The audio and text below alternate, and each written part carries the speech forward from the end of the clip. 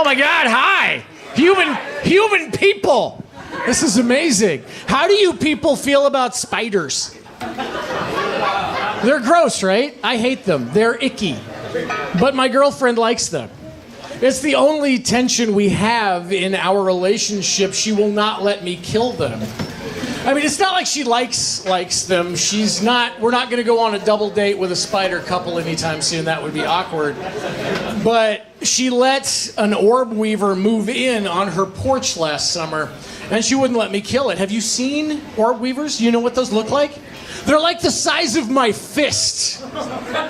They are big, spidery-looking spiders that feast on moths and planes and trucks and errant toddlers, and they get so fat.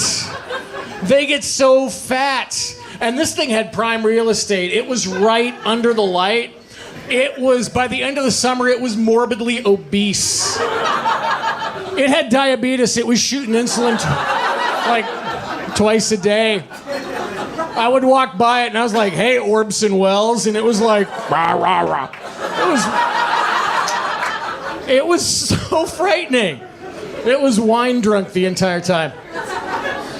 But I mean, I've killed spiders. I didn't kill this one because that would have sent me back to celibacy, and I don't want that. She tells me that spiders kill the things that are worse than spiders. And I don't see spiders out killing Nazis, so I don't buy it.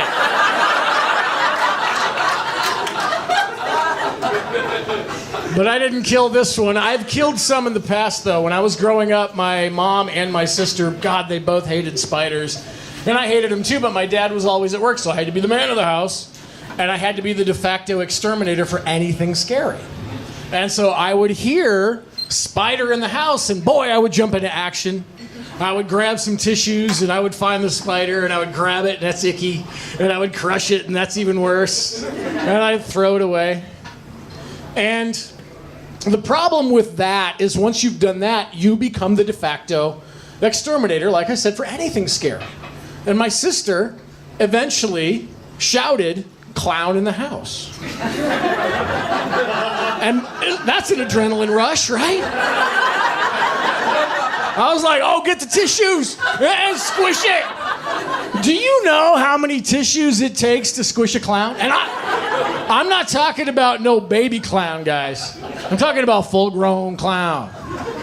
It takes every tissue you have in the entire house. All the tissues.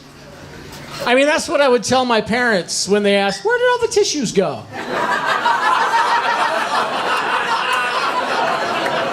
I was actually accidentally Catholic for 8 years, which I did not know that you can be, did you know that? I didn't know that. My aunt and uncle had a full mass Catholic wedding, and I was a kid, I was like 11, and I showed up and I didn't want to be the only one who didn't know what they were doing. So I picked out what I assumed to be the most experienced Catholic in the room. She was 120 goddamn years old. And everything she did, I did. She's down, I'm down. She's up, I'm up. She's doing this, I didn't understand genuflecting at the time, but she's doing it, so I'm doing it. And after they put us through this calisthenics routine, everybody lines up. And I'm like, oh, it's snacky time. Goddamn right I earned that. I'm gonna go get myself a snack. And they give me this little, like, Cheez-It. I had just a drop of juice. I was like, I guess that's all right. Might have to stop at Taco Bell on the way home.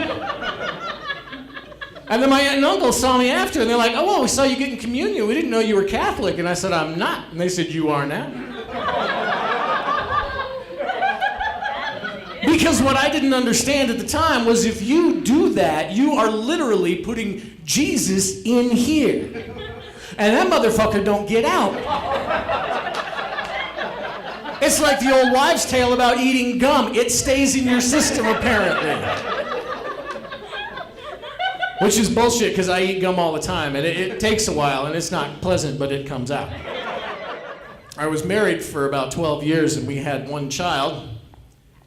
And you know, a lot of people will tell you that childbirth is beautiful. it is not beautiful from the perspective of the person holding the leg of the woman that parasite is crawling out of. If you ever thought that you had any mystery, it's gone. Every fluid, everything comes just out. And every time they say something, they're using a fancy word so that you don't have time to process what's happening. So I'm holding the leg and I hear go for the episiotomy and I'm like, what is the, oh God! Whoa! No! No! If you don't know what an episiotomy is, that is where the gynecologist takes a pair of scissors and just makes more room.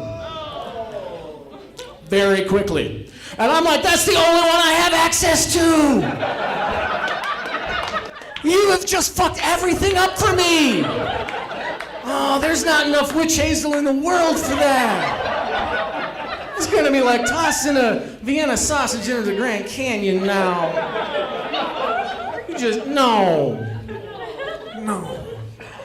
And then after, I was sitting there staring at the placenta and poking it because, you know, it looks like a porterhouse and that's what you do.